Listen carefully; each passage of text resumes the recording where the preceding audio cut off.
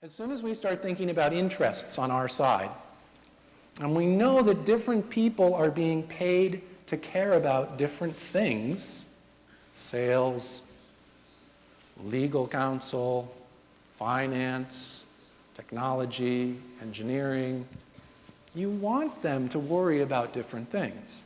But when you sit down and ask them, what are your interests?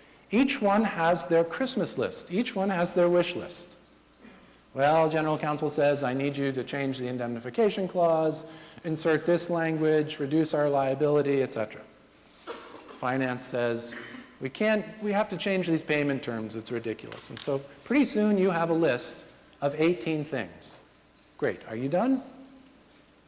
You're in big trouble unless you have a conversation internally to help rank those interests in order of importance. It's not possible to create value unless you know which things are more important to you and which things are less. It's going to be difficult to have that internal conversation.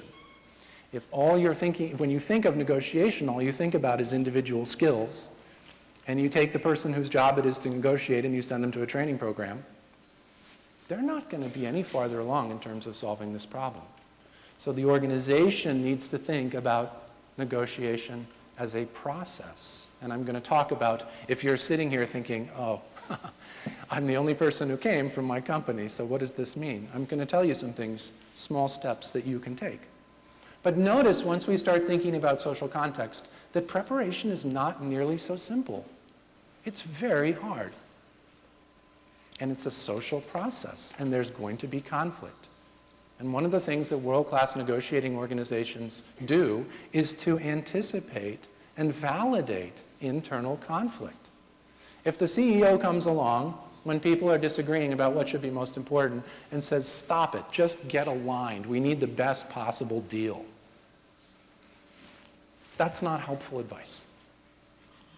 Are you telling the CFO not to care so much about cost? Are you telling the lawyer not to care so much about risk? It doesn't give them any guidance at all. So there has to be a process.